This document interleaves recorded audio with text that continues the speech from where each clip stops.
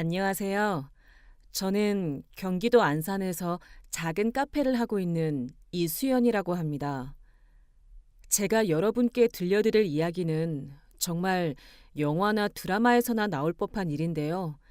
실제로 제게 일어난 일이라서 아직도 믿기지가 않습니다. 지금 생각해도 온몸에 소름이 돋을 정도로 운명적인 만남이었어요. 먼저 제 상황부터 말씀드려야겠네요. 저는 작년에 어머니를 폐암으로 잃었습니다. 어머니는 저를 혼자서 키우시느라 정말 많은 고생을 하셨어요. 어머니가 돌아가시기 전까지 저는 아버지에 대해서 전혀 몰랐습니다. 어렸을 때 아빠는 어디 계세요? 라고 물어보면 어머니는 항상 이렇게 말씀하셨거든요. 수연아, 아빠는 하늘나라에 계셔. 수연이를 많이 사랑하시지만 멀리서 지켜보고 계시는 거야. 아빠는 나쁜 사람이 아니야. 아빠를 원망하면 안 돼. 아빠도 어쩔 수 없는 사정이 있었던 거야. 그래서 저는 아버지가 돌아가셨거나 아니면 저희를 버리고 떠나신 줄 알고 있었습니다. 사실 어머니가 아버지 이야기를 할 때마다 눈시울이 붉어지시는 걸 봐서 뭔가 슬픈 사연이 있다는 건 짐작했지만 어머니를 힘들게 하고 싶지 않아서 더 이상 묻지 않았어요. 어머니는 제가 어렸을 때부터 공장에서 일하시고 저녁에는 식당에서 설거지 아르바이트를 하셨습니다.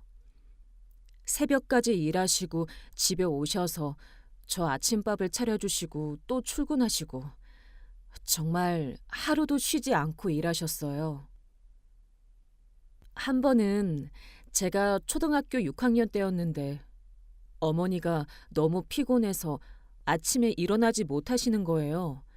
그래서 제가 깨웠더니 어머니가 이렇게 말씀하시더라고요.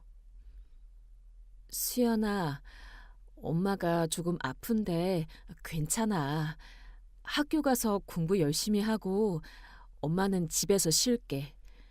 점심은 편의점에서 사 먹어도 되니까 용돈 여기 있어. 그때 어머니 얼굴이 너무 창백하고 손도 차갑더라고요. 나중에 알고 보니 몸이 안 좋으셔서 그런 거였는데 그때는 저도 어려서 그냥 네, 엄마 푹 쉬세요라고 하고 학교에 갔었어요.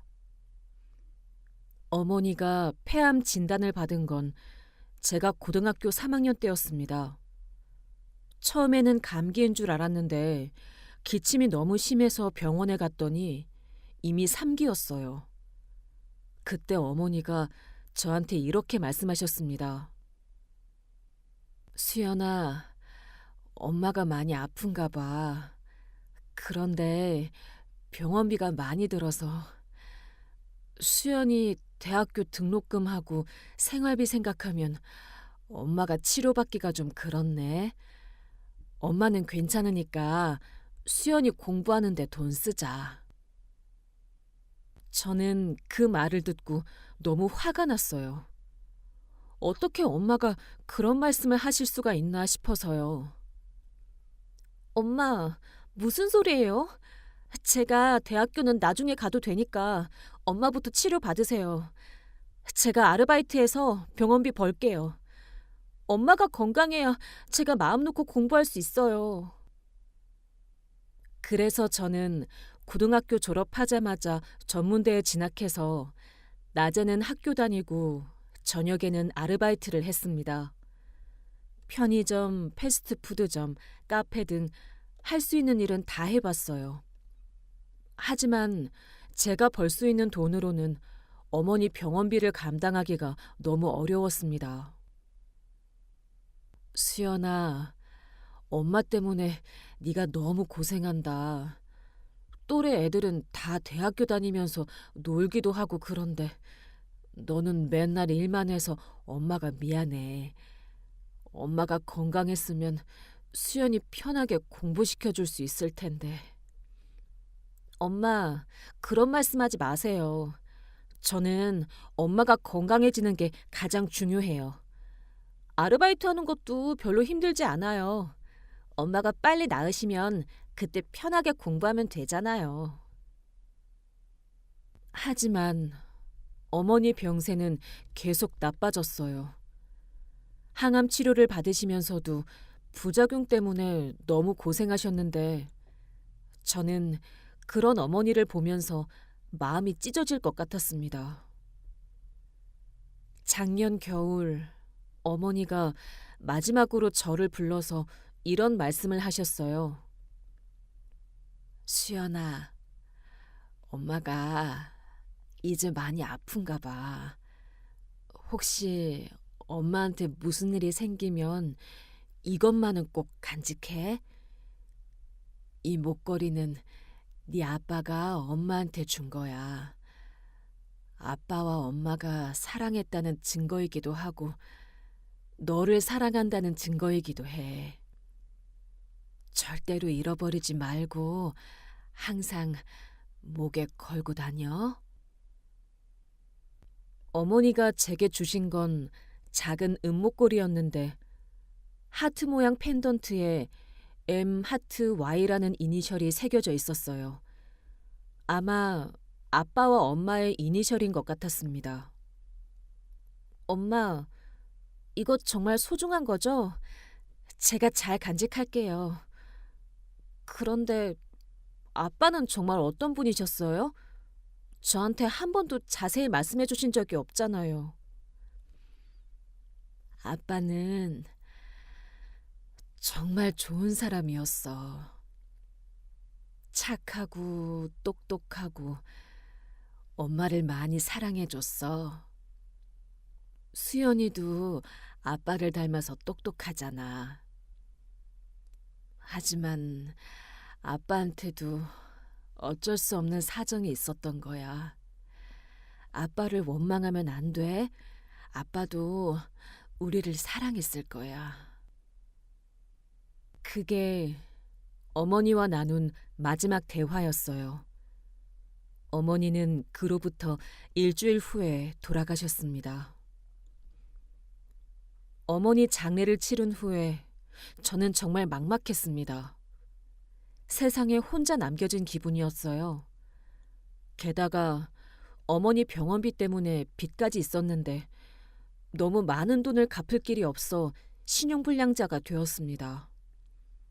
학교도 휴학을 할 수밖에 없었고 월세가 싼 반지하 방으로 이사해서 생활했어요. 매일매일이 너무 힘들었지만 어머니가 주신 목걸이만큼은 절대로 빼지 않고 다녔습니다. 이 목걸이가 우리 가족을 이어주는 유일한 연결고리 같았거든요. 그러던 중 동네에 있는 작은 카페에서 아르바이트 자리를 구할 수 있었어요. 개인 카페였는데 사장님은 40대 중반 남성이었습니다. 최저시급이었지만 집에서 걸어서 10분 거리라 교통비라도 절약할 수 있어서 다행이었어요. 처음에는 사장님이 그럭저럭 괜찮은 분인 줄 알았어요. 하지만 일을 하면서 보니 상당히 까다롭고 신경질적인 성격이셨습니다. 수연 씨, 아메리카노 만들 때 원두 너무 많이 쓰지 마세요. 원가 생각 좀 해야죠. 그리고 손님한테 미소 지으면서 응대하세요. 표정이 너무 어두워요. 네, 알겠습니다. 죄송해요. 그리고 매출 계산할 때 실수하지 마세요. 어제도 100원 차이 났다고 얘기했잖아요. 이런 식으로 하면 안 돼요. 사실 어제 계산이 안 맞았던 건 사장님이 현금 거스름돈을 잘못 주셔서였는데 제가 그렇다고 말씀드리면 더 화를 내실까 봐 그냥 죄송합니다라고만 했어요. 그런 일이 몇 번 반복되다 보니 저는 이 카페에서 일하는 게 점점 힘들어졌습니다. 하지만 다른 아르바이트를 구하기도 어려웠고 당장 생활비가 필요했기 때문에 참고 일할 수밖에 없었어요. 그리고 운명의 그날이 왔습니다. 3월 15일, 제 생일이었어요. 어머니가 살아계셨다면 미역국도 끓여주시고 작은 케이크도 사주셨을 텐데 혼자 맞는 생일이라 더욱 쓸쓸했습니다. 오전 11시쯤 카페에 손님들이 많이 와서 정신없이 일하고 있었어요. 그런데 아메리카노를 만들다가 실수로 뜨거운 커피를 사장님 셔츠에 쏟고 말았습니다. 아, 이게 진짜 뭐 하는 짓이야? 이 옷이 얼마짜린 줄 알아? 정말 죄송해요, 사장님. 제가 깨끗이 닦아드릴게요. 세탁비도 제가... 닦아서 될 일이야? 너 때문에 손님들한테 창피당했잖아. 어제도 계산 틀리고 오늘은 이런 사고 치고 너 진짜 일할 자격이 없어. 그러더니 갑자기 제 뺨을 팍 하고 세게 때리시는 거예요. 저는 그 충격에 옆에 있던 의자에 넘어져서 바닥에 주저앉고 말았습니다. 카페 안에 있던 손님들은 모두 이 상황을 봤지만 아무도 말리지 않았어요. 다들 민망한지 시선을 돌리거나 휴대폰을 보는 척 하시더라고요. 저는 뺨이 화끈거리고 너무 창피해서 눈물이 났습니다. 사장님, 죄송해요. 정말 실수였어요. 실수? 매번 실수야? 너 같은 애 때문에 카페 망하겠어. 오늘 일 끝나고 나가! 저는 바닥에 주저앉은 채로 무의식적으로 목에 걸린 어머니의 목걸이를 만지작거렸습니다. 엄마, 너무 힘들어요. 어떻게 살아야 할지 모르겠어요. 라고 속으로 중얼거렸어요. 그때였습니다. 카페 구석 테이블에 앉아 계시던 한 중년 남성분이 이 모든 상황을 지켜보고 계셨던 거예요. 그분은 하얀 가운을 입고 계셔서 아마 의사 선생님인 것 같았는데 저를 바라보는 눈빛이 이상했어요. 마치 뭔가 충격을 받으신 것처럼. 나중에 알았지만 그분이 바로 제 인생을 완전히 바꿔놓을 분이었습니다. 그때는 전혀 예상도 못했지만 그분과의 만남이 제게 가장 큰 기적을 가져다 줄 줄은 꿈에도 몰랐어요. 목걸이를 만지작거리는 제 모습을 보신 그분의 얼굴이 점점 창백해지더니 손이 떨리기 시작하는 게 보였습니다. 그리고 뭔가 결심을 하신 듯 천천히 제게 다가오시기 시작했어요. 그때까지만 해도 저는 그분이 그냥 친절한 손님이겠거니 생각했습니다. 하지만 곧 제가 상상도 못했던 일이 벌어질 줄은 정말 몰랐어요. 그 중년 남성분이 제게 다가오시는 걸 보고 저는 더 위축되었습니다. 아마 저 때문에 카페가 시끄러워져서 불편하셨나 보다 싶었거든요. 그런데 그분이 사장님한테 먼저 말을 거시는 거예요. 사장님, 직원한테 폭력을 쓰시면 안 되죠. 이건 명백한 폭행이에요. 아무리 직원이 실수했다고 해도 이렇게 할 수는 없는 거 아닙니까? 아, 선생님은 상관하지 마세요. 그냥 직원 교육시키는 거예요. 이 애가 워낙 실수가 많아서. 교육이라고 하기엔 너무 심했습니다. 이렇게 많은 사람들 앞에서 뺨을 때리시면 어떻게 해요? 이 학생이 얼마나 창피하겠어요. 저는 그 말을 들으면서 세상에 이렇게 친절한 분도 계시는구나 하는 생각이 들었습니다. 그런데 그분이 저한테로 시선을 돌리시는데 얼굴 표정이 너무 이상한 거예요. 마치 유령을 본 것처럼 창백하시더라고요. 괜찮으세요? 볼이 많이 부었네요. 얼음찜질부터 해야겠어요. 괜찮아요. 익숙해요. 어차피 이런 일에. 그때 제가 무의식적으로 목걸이를 만지작거리고 있었는데 그분이 그걸 보시더니 갑자기 얼굴이 더욱 하얘지시더니 말을 제대로 못 하시더라고요. 혹시, 혹시 그 목걸이... 그분이 뭔가 말하려다가 말고 또 말하려다가 말고 하시는 게 너무 이상했어요. 그래서 제가 먼저 물어봤습니다. 왜 그러세요? 제 목걸이가 뭔가 이상한가요? 아니, 아니에요. 그냥 디자인이 정말 독특해서요. 혹시 어디서 받으신 건가요? 이건 돌아가신 엄마 유품이에요. 엄마가 아빠한테 받았다고 하셨는데 아빠 얼굴도 모르지만 이것만은 꼭 지키라고 하셨어요. 엄마가 돌아가시기 전에 마지막으로 제게 주신 거거든요. 그 말을 들으신 그분이 갑자기 주저앉으실 것 같아 보이더니 떨리는 목소리로 물어보시는 거예요.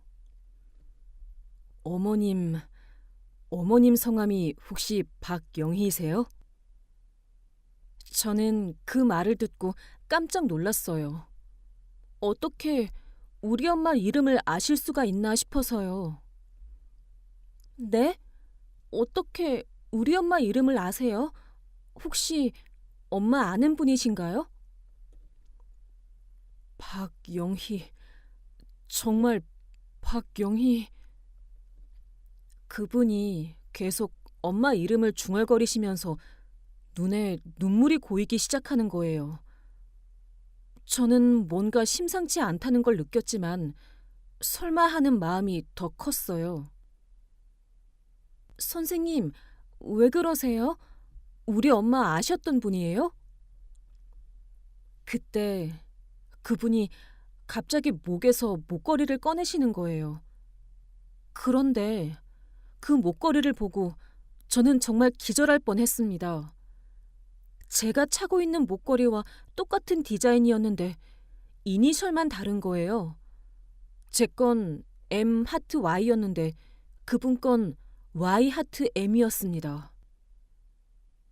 이 목걸이 세상에 단 한 쌍만 존재해요. 하나는 내가 갖고 있고 하나는 24년 전에 사랑하는 사람에게 줬어요. 그게 무슨 말이에요? 나는 강민호라고 해요. 그리고 박영희는 내가 24년 전에 사랑했던 사람이에요. 저는 그 순간 온몸에 소름이 돋았습니다. 설마 하는 생각이 들면서도 믿고 싶지 않았어요. 네 엄마가 정말 박영희가 맞다면 나는 네 아버지일 가능성이 높아요. 그 말을 듣는 순간 카페 안이 조용해졌어요. 다른 손님들도 이 충격적인 상황을 지켜보고 계셨거든요. 저는 너무 당황해서 일어서려다가 다시 주저앉고 말았습니다. 거짓말이에요. 이런 일이 어떻게 가능해요? 잠깐만 기다려봐.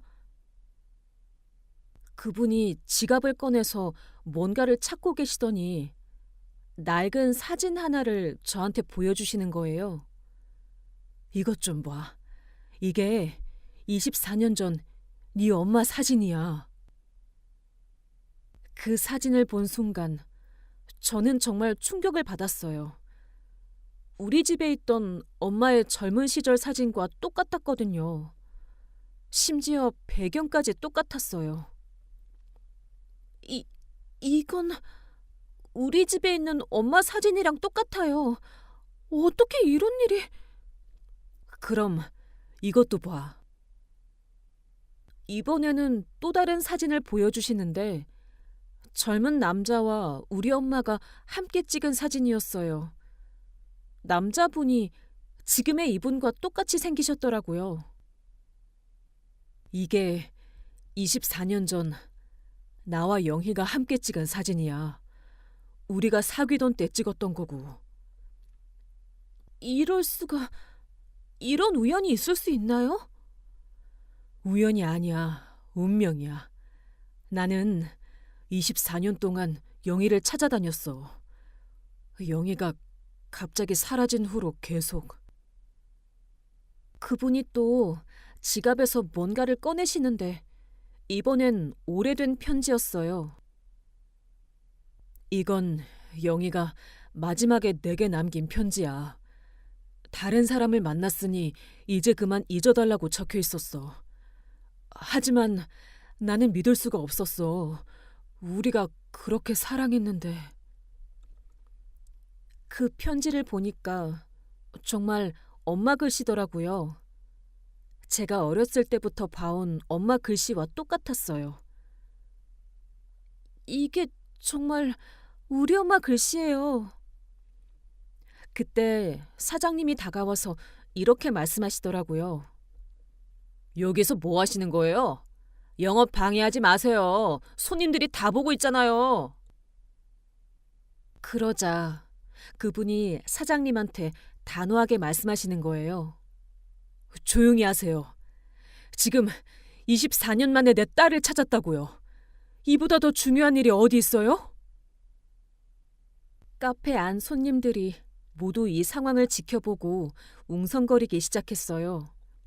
누군가는 세상에 이런 일이 다 있네라고 중얼거리기도 했고요. 저는 완전히 패닉 상태였어요. 아니에요. 이건 드라마나 영화에서나 나올 법한 일이에요. 현실에서 이런 일이 일어날 리 없어요. 수연아, 네 이름이 수연이지? 나는 24년 동안 영희를 찾으면서 혹시나 해서 전국에 박영희라는 이름을 가진 사람들을 다 찾아봤어. 그 과정에서 2001년에 태어난 박영희의 딸이 있다는 걸 알았거든. 어떻게 제 이름을... 개인정보 때문에 자세한 건 알 수 없었지만 이름이 수연이라는 것만큼은 확인할 수 있었어. 하지만 전국에 수연이라는 이름을 가진 아이들이 너무 많아서 일일이 찾아다닐 수는 없었어. 그분이 스마트폰을 꺼내서 뭔가를 보여주시는 거예요. 이건 내가 24년 동안 수집한 자료들이야. 박영희라는 이름을 가진 사람들, 그들의 가족관계, 아이들 이름까지. 나는 정말 미친 사람처럼 찾아다녔어. 휴대폰 화면에는 정말 엄청난 양의 자료들이 정리되어 있었어요. 전국 각지의 박영희들, 그들의 거주지, 가족관계까지. 왜 이렇게까지 하셨어요? 왜냐하면 영희를 정말 사랑했거든.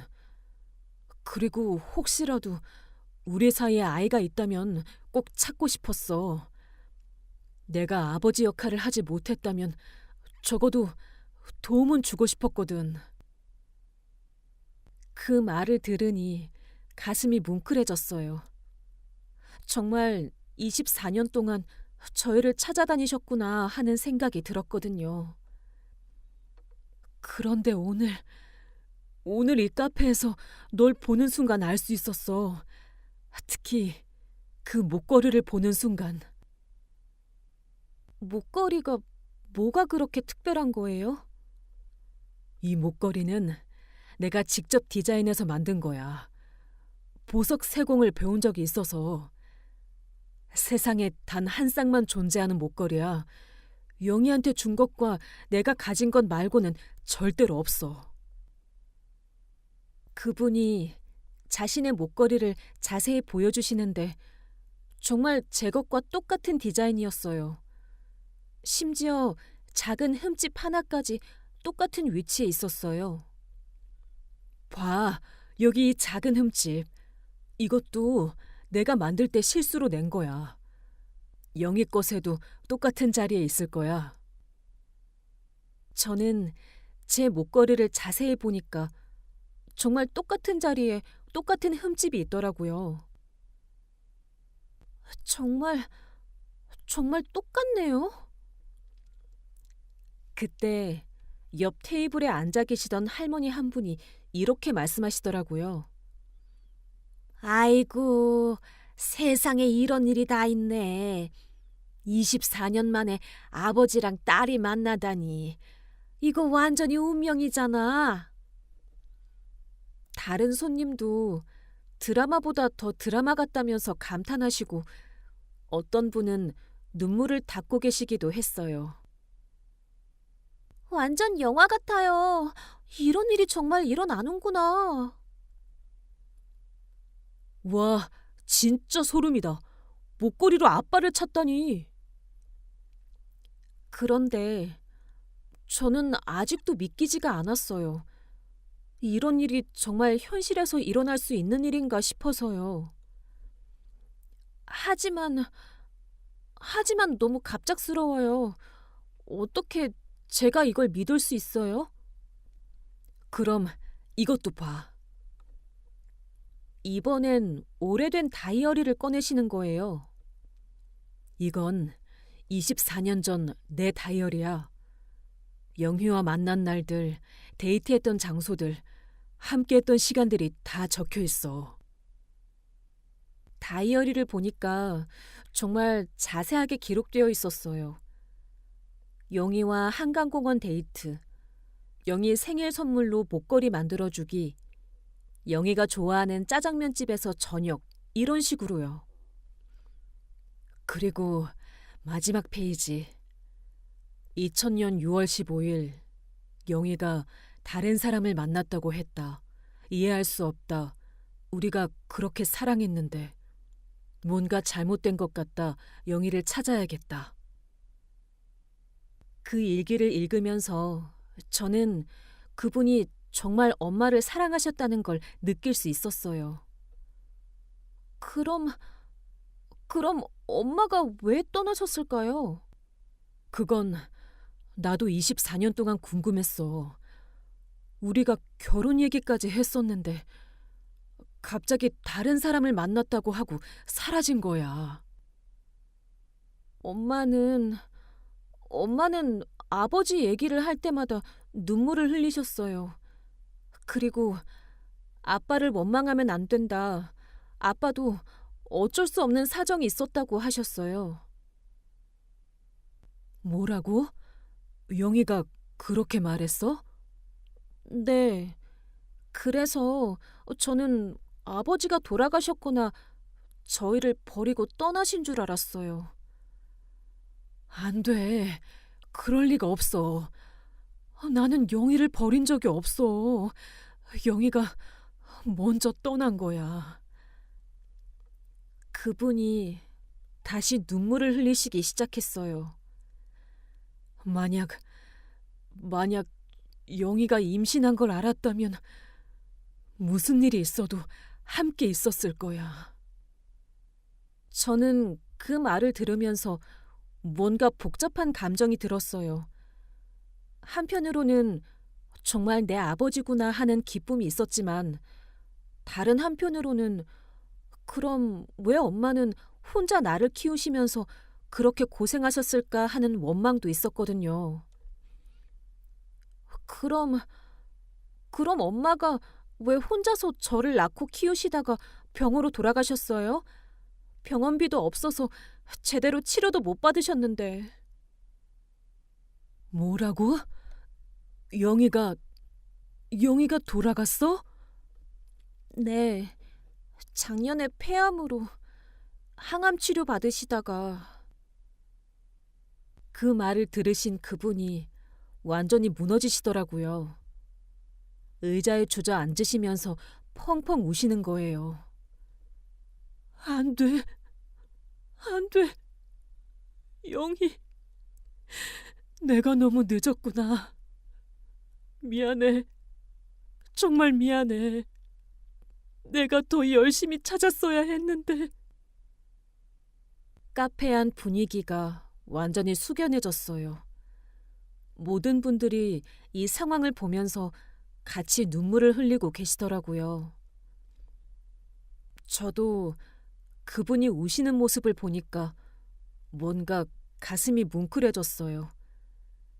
진짜 엄마를 사랑하셨던 분이구나 하는 생각이 들었거든요.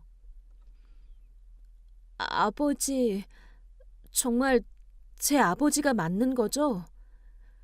그래, 그래. 24년 늦었지만 나는 정말 네 아버지야. 미안해. 정말 미안해. 그때 한 손님이 사장님한테 이렇게 말하시더라고요. 사장님, 저분 이 근처 정형외과 원장님 아니세요? 제가 몇 번 진료 받았는데. 네? 정형외과 원장님이요? 네, 저는 이 근처에서 정형외과를 운영하고 있는 강민호입니다. 그 말을 들은 사장님의 얼굴이 완전히 하얘지더라고요. 아마 동네에서 유명한 병원 원장님이라는 걸 아신 것 같았어요. 아, 아니, 원장님이셨군요. 정말 죄송합니다. 제가 정말 몰랐습니다. 앞으로, 앞으로는 수연 씨 잘 대하겠습니다. 사장님이 갑자기 90도로 인사하시면서 완전히 쫄아버리시더라고요. 아마 동네에서 영향력 있는 의사 선생님한테 직원 폭행하는 모습을 보여드린 게 부끄러우셨던 것 같았어요. 그렇게 카페 안에서 24년 만에 아버지와 딸이 만나는 기적 같은 일이 벌어졌습니다. 모든 증거들이 너무나 명확했고 그분의 진심 어린 눈물을 보니까 의심의 여지가 없었어요. 하지만 저는 아직 혼란스러웠어요. 기쁜 마음도 있었지만 동시에 그럼 왜 엄마는 그런 선택을 하셨을까 하는 궁금증도 생겼거든요.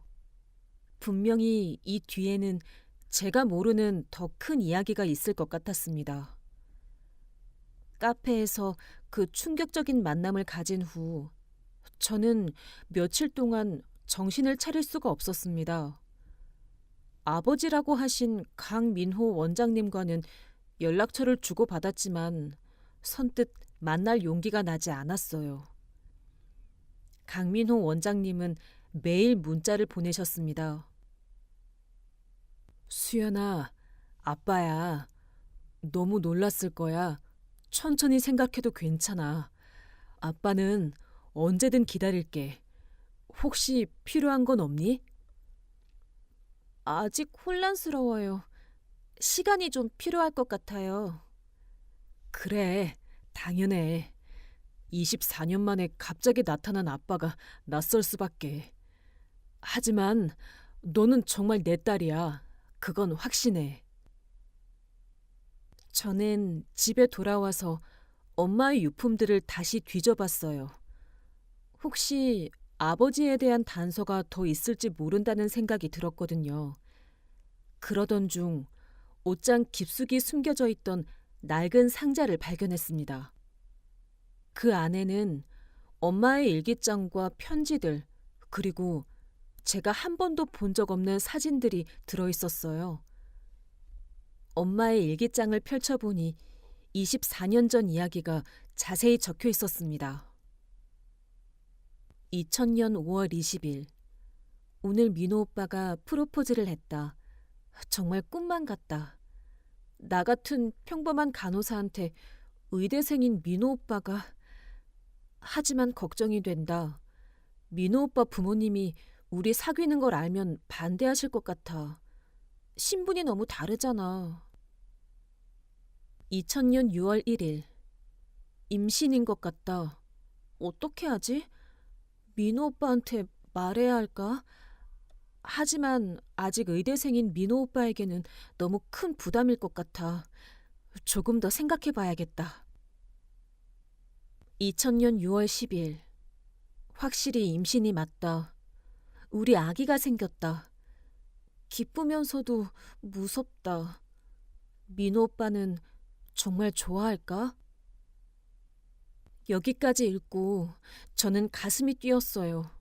정말 아버지 말씀이 맞았구나 싶었거든요. 그런데 그 다음 내용을 보고 충격을 받았습니다.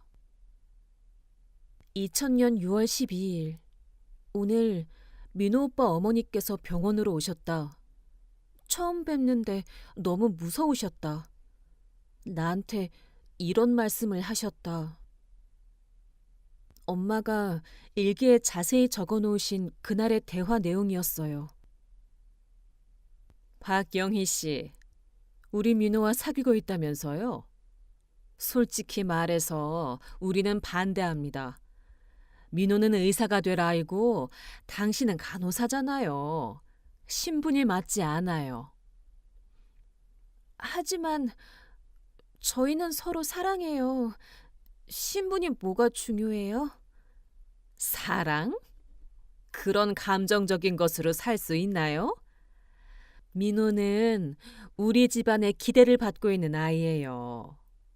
좋은 집안 딸과 결혼해서 든든한 뒷받침을 받아야 해요. 당신 같은 평범한 집안 딸로는 안 돼요. 그렇다고 해서 제가 민호 오빠를 포기할 수는 없어요. 그럼 이렇게 하죠. 우리가 민호 의대 등록금과 생활비를 모두 끊어버릴 거예요.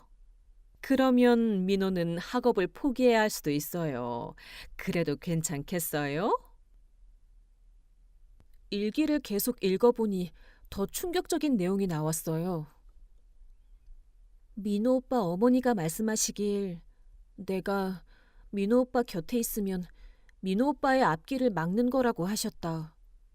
심지어 우리가 도와주지 않으면 민호는 의사도 못 되고 가난하게 살 수밖에 없다. 그래도 책임질 거냐고 하셨다. 나는 민호 오빠가 꿈을 포기하는 건 절대 원하지 않는다. 민호 오빠는 정말 훌륭한 의사가 될 거야. 그런데 내가 그 꿈을 방해한다면... 그리고 내가 지금 임신한 상태인데 이걸 알면 민호 오빠는 분명히 학업을 포기하고 나와 결혼하려고 할 거야. 하지만 그러면 민호 오빠의 인생이 망가질 수도 있어. 너무 힘든 결정이지만 나는 민호 오빠를 떠나기로 했다. 민호 오빠한테는 다른 사람을 만났다고 거짓말을 하기로 했다. 그래야 민호 오빠가 나를 잊고 의사가 되는 꿈을 이룰 수 있을 거야. 우리 아기는 내가 혼자 키울 거야. 아이한테는 아빠가 나쁜 사람이라고 절대 말하지 않을 거야. 아빠는 어쩔 수 없는 사정이 있었다고. 아빠도 우리를 사랑했다고 말해줄 거야. 저는 그 일기를 읽으면서 눈물이 쏟아졌습니다. 엄마가 아버지를 얼마나 사랑하셨는지, 그리고 아버지의 미래를 위해서 얼마나 큰 희생을 하셨는지 알 수 있었거든요. 그 다음 날, 저는 강민호 원장님께 전화를 드렸어요. 아버지, 만나 뵙고 싶어요. 정말? 어디서 만날까? 병원으로 갈게요. 아버지와 할 얘기가 많아요. 강민호 원장님의 병원은 생각보다 큰 곳이었어요. 강민호 정형외과라는 간판이 걸려 있었고 환자들도 많았습니다. 정말 성공한 의사셨구나 하는 생각이 들었어요. 수연아, 와줘서 고마워. 진료실로 올라와. 진료실에서 마주 앉은 저희는 처음에는 어색했습니다. 24년 만에 만난 아버지와 딸이었으니까요. 아버지, 엄마 일기를 찾았어요. 저는 엄마 일기장을 보여드렸어요. 강민호 원장님은 그 일기를 읽으시면서 얼굴이 점점 창백해지더니 결국 눈물을 흘리기 시작하셨어요. 이런 일이... 어머니가 영희한테 이런 말씀을 하셨다니. 엄마는 아버지를 정말 사랑하셨어요. 그래서 아버지의 꿈을 위해서 자신이 희생하신 거예요. 미안해. 정말 미안해. 내가 더 용기를 냈어야 했는데 부모님 말씀에 순종만 했어. 하지만 저는 아직도 원망스러워요. 엄마가 혼자서 얼마나 힘들게 사셨는지 아세요? 그때 강민호 원장님이 저에게 이런 말씀을 하셨어요. 수연아, 나는 24년 동안 영희를 찾아다녔어. 그리고 영희가 사라진 진짜 이유를 몰랐기 때문에 더욱 미안했어. 내가 뭘 잘못했는지도 모르겠고 왜 영희가 떠났는지도 모르겠고 그래서 더 괴로웠어. 그럼 지금은 어떠세요? 엄마가 왜 떠났는지 아셨잖아요. 더 미안해. 영희가 나 때문에 그런 고생을 했다니. 그리고 너까지 힘들게 키우다가. 그때 갑자기 진료실 문이 열리면서 할머니 한 분이 들어오셨어요. 민호야, 무슨 일이야? 간호사가 울면서 누가 왔다고 하던데. 그분이 바로 강민호 원장님의 어머니, 즉 제 할머니셨어요. 엄마 일기에서 봤던 바로 그분이었습니다. 어머니, 이 아이가 영희 딸이에요. 제 딸이고요. 뭐라고? 박영희 딸? 김영숙 할머니는 저를 보시더니 얼굴이 하얗게 되셨어요. 그럼 그때 박영희가 임신했었다는 거야? 네, 어머니. 그런데 어머니가 영희한테 뭐라고 하신 건가요? 영희 일기를 봤더니 저는 그때 참을 수 없어서 김영숙 할머니한테 따지고 말았어요. 할머니 때문에 우리 엄마가 혼자서 저를 키우시다가 고생하시다가 돌아가셨어요. 할머니가 엄마한테 아버지 앞길 막지 말라고 하셨다면서요. 그때는 어쩔 수 없었어. 민호가 의대생이었는데 갑자기 결혼하고 애까지 생기면 어쩔 수 없었다고요? 엄마가 얼마나 힘들게 사셨는지 아세요? 공장에서 일하시고 식당에서 설거지하시고 병원비 때문에 빚까지 지면서. 어머니, 정말 그런 말씀을 하신 거예요? 민호야, 그때는 정말 너를 위해서였어. 너는 우리 집안의 희망이었잖아. 집안의 희망이 뭐가 그렇게 중요해요? 그것 때문에 제 엄마가 평생 고생하셨는데. 그때 강민호 원장님이 일어나시더니 어머니한테 단호하게 말씀하셨어요. 어머니 때문에 내 인생에서 가장 소중한 사람을 잃었어요. 그리고 내 딸이 24년 동안 아버지 없이 힘들게 살았고요. 이제라도 제가 아버지 역할을 할 거니까 더 이상 간섭하지 마세요. 민호야, 그런 말을 어떻게 나한테. 죄송하지만 그건 제 인생이에요. 24년 전에 어머니 말씀을 들어서 후회하고 있어요. 이제는 제가 판단해서 살겠어요.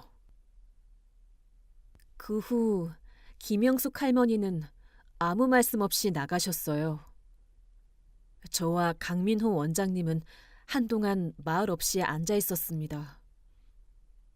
수연아, 미안해. 어머니가 그런 분이라는 걸 몰랐어. 이제 알았으니까 됐어요. 하지만 아직도 혼란스러워요. 아버지를 원망해야 할지 아니면 기뻐해야 할지. 엄마는 아버지를 끝까지 사랑하셨다고 하셨는데 저는 아직 아버지가 낯설어요. 당연해. 24년 만에 갑자기 나타난 아버지니까. 하지만 이제라도 네 옆에 있고 싶어. 아버지 역할을 하고 싶어. 일단 네가 사는 곳부터 봐야겠어. 카페에서 일하면서 힘들게 살고 있다고 했지? 반지하 원룸에서 살고 있어요. 월세 25만 원짜리. 그런 곳에서 살면 안 돼. 당장 이사하자. 아니에요. 저 혼자서도 살 수 있어요. 갑자기 도움받는 건 부담스러워요. 부담스럽다고? 나는 네 아버지야. 딸이 힘들게 사는데 아버지가 도와주는 게 당연한 거 아니야? 하지만 수연아, 나는 24년 동안 아버지 역할을 못했어. 이제라도 하게 해줘.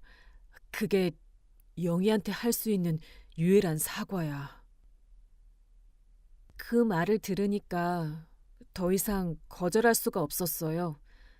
정말 진심으로 말씀하시는 것 같았거든요. 결국 그날부터 제 인생이 완전히 바뀌기 시작했습니다. 아버지는 병원 근처에 깨끗한 원룸을 구해주셨고 학교 복학 비용도 지원해 주셨어요. 하지만 저는 여전히 복잡한 감정이었어요. 기쁘면서도 어색하고 고마우면서도 왠지 죄송하고. 24년 동안 없었던 아버지가 갑자기 나타나서 모든 걸 해결해 주려고 하니까 현실감이 없었거든요. 그리고 한편으로는 엄마가 살아계셨다면 얼마나 좋았을까 하는 아쉬움도 컸어요. 아버지를 다시 만난 기쁨을 엄마와 함께 나눌 수 없다는 게 너무 슬펐거든요. 그래도 저는 조금씩 아버지에게 마음을 열기 시작했습니다. 엄마가 그렇게 사랑했던 분이고 24년 동안 저희를 찾아다니신 분이니까 나쁜 분은 아니실 거라는 생각이 들었어요. 하지만 아직도 진짜 가족이 된다는 건 쉽지 않을 것 같았습니다. 아버지가 병원 근처 원룸을 구해주신 후 저는 새로운 환경에 적응하기 시작했습니다. 처음에는 정말 어색했어요. 24년 동안 엄마와 저뿐이었는데 갑자기 아버지가 나타나서 모든 걸 도와주시니까 현실감이 없었거든요. 아버지는 매일 저한테 안부 문자를 보내셨어요. 수연아, 잠은 잘 잤니? 새 집은 괜찮아? 필요한 게 있으면 언제든 연락해. 아빠가 뭐든 해줄게. 네, 괜찮아요. 너무 신경 쓰지 마세요. 신경 안 쓸 수가 없어. 24년 동안 못 해준 아빠 역할을 이제라도 하고 싶거든. 혹시 밥은 잘 챙겨 먹고 있어? 처음에는 이런 관심도 부담스러웠어요. 하지만 시간이 지나면서 아버지의 진심을 느낄 수 있었습니다. 학교에 복학한 저는 주말마다 아버지와 만나서 식사를 했습니다. 처음에는 서로 할 말이 없어서 어색했지만 점점 대화가 늘어났어요. 수연아, 학교는 어때? 친구들은 많이 사귀었어? 그럭저럭요. 나이가 좀 많아서 어색하긴 하지만 괜찮아요. 그래도 공부하는 게 제일 중요해. 아빠가 뭐 도와줄 건 없어? 아니요, 괜찮아요. 그런데 아버지는 정말 24년 동안 엄마를 찾아다니셨어요? 그럼 영희를 잊을 수가 없었어.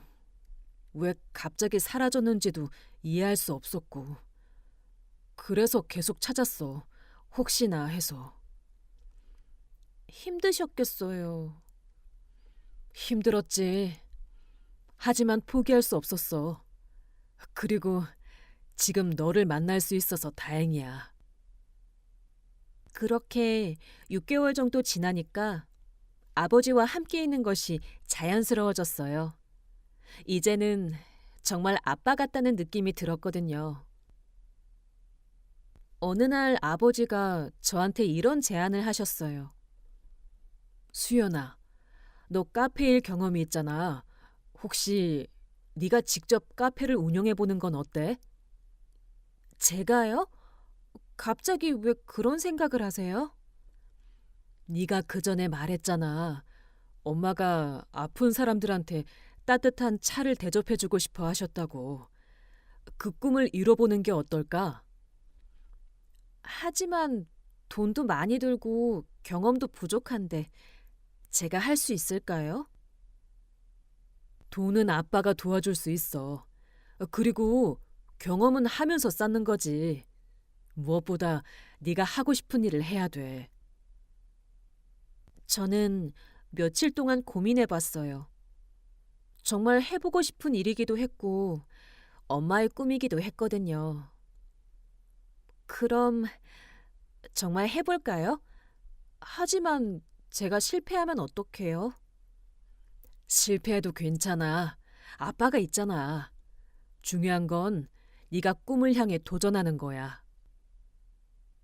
그렇게 저희는 작은 상가를 알아보기 시작했어요. 병원 근처에 있는 작은 카페 자리를 얻을 수 있었습니다. 월세는 좀 비쌌지만 위치가 좋았어요. 준비하는 과정이 정말 힘들었어요. 인테리어부터 메뉴 개발, 재료 구입까지 모든 게 처음이었거든요. 하지만 아버지가 옆에서 계속 도와주셨어요. 힘들지? 그래도 네가 하고 싶어하는 일이니까 보람 있을 거야. 네, 힘들지만 재밌어요. 정말 제가 원했던 일이에요. 그럼 다행이야. 아빠도 너를 도우면서 뿌듯해. 3개월의 준비 끝에 드디어 카페가 문을 열었습니다. 카페 한쪽에는 엄마 사진을 작게 걸어 놓았어요. 처음에는 손님이 많지 않았어요. 그냥 지나가는 분들이 가끔 들르는 정도였죠. 하지만 점점 단골 손님들이 생기기 시작했습니다. 병원에 다니시는 환자분들이 많이 찾아주셨어요. 여기 커피 맛있어요. 병원 다녀오는 길에 들르기 딱 좋네요. 감사해요. 자주 들러주세요. 원장님 따님이시죠? 원장님이 딸이 카페 한다고 자랑하시더라고요. 이런 식으로 입소문이 나면서 조금씩 손님이 늘어났어요. 6개월 정도 지났을 때 저는 정말 이 일이 적성에 맞는다는 걸 느꼈습니다. 힘들지만 보람 있었어요. 어느 날 저녁 아버지와 함께 카페에서 정리를 하고 있는데 이런 대화를 나눴어요. 수연아, 요즘 어때? 카페 운영하는 게 힘들지 않아? 힘들긴 하지만 좋아요. 정말 제가 하고 싶었던 일인 것 같아요. 다행이야. 보기 좋아. 그런데 솔직히 말해줄 게 있을까? 아빠에 대해서 어떻게 생각해? 처음에는 정말 어색했어요. 갑자기 나타나신 아버지라는 게 믿기지도 않았고 부담스럽기도 했어요. 지금은? 지금은 정말 고마워요. 아버지가 아니었다면 이런 기회도 없었을 거고 혼자서는 절대 할 수 없었을 거예요. 그리고 이제는 정말 아빠 같아요. 고마워. 아빠도 너와 함께 시간을 보내면서 정말 행복해. 그때부터 저는 자연스럽게 아빠라고 부르기 시작했어요. 1년이 지났을 때 카페는 제법 안정적으로 운영되고 있었습니다. 단골 손님들도 많아졌고 매출도 괜찮았어요. 아버지와 함께 엄마 납골당에 갔습니다. 영희야, 우리 수연이가 정말 잘 자랐어. 너처럼 착하고 성실해. 지금 카페도 혼자서 잘 운영하고 있어. 엄마, 아빠를 만났어요. 엄마 말씀대로 정말 좋은 분이에요. 이제 저한테도 진짜 아빠가 생겼어요. 영희야, 늦었지만 수연이 잘 돌볼게. 걱정하지 마. 그날 저는 엄마께 이렇게 말씀드렸어요. 엄마, 걱정 마세요. 아빠도 찾았고 제가 하고 싶은 일도 하고 있어요. 엄마가 꿈꾸셨던 대로 사람들한테 따뜻한 커피 대접해드리고 있어요. 행복해요. 그로부터 또 1년이 지났습니다. 저는 전문대를 졸업하고 카페 운영에 더 집중하고 있어요. 아버지는 여전히 많이 도와주시지만 이제는 제가 대부분 혼자서 해결할 수 있게 되었습니다. 요즘 저는 가끔 생각해요. 만약 그날 카페에서 사장님이 저를 때리지 않았다면? 만약 아버지가 그 카페에 계시지 않았다면? 만약 제가 목걸이를 차고 있지 않았다면? 아마 저는 지금도 여러 아르바이트를 전전하며 하루하루 힘들게 살고 있었을 거예요. 아버지도 여전히 엄마를 찾아다니고 계셨겠죠. 하지만 모든 것이 완벽하게 맞아떨어졌어요. 정말 기적 같은 일이었죠. 가끔 손님들이 물어보세요. 사장님은 참 젊으시네요. 이렇게 좋은 카페를 혼자서 운영하고 계시다니 대단해요. 그런데 여기 분위기가 특별해요. 뭔가 따뜻하고 편안해요. 감사해요. 아버지가 많이 도와주세요. 사실 이 카페는 돌아가신 엄마의 꿈이기도 했어요. 아픈 분들한테 따뜻한 차 한 잔 대접해드리고 싶어 하셨거든요. 아, 그러시구나. 가족이 함께하는 사업이네요. 그래서 이렇게 마음이 편해지는구나. 정말 좋은 일 하고 계시네요. 그럴 때마다 저는 웃으며 대답해요. 정말 가족이 함께하는 사업이라고. 24년 늦었지만 진짜 가족이 된 아버지와 함께요. 아직도 가끔은 꿈 같아요. 몇 년 전만 해도 세상에 혼자 남겨진 것 같았는데 이제는 따뜻한 아버지가 곁에 계시잖아요.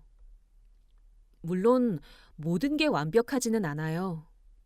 할머니와는 여전히 어색하고 가끔 아버지와도 의견이 다를 때가 있어요.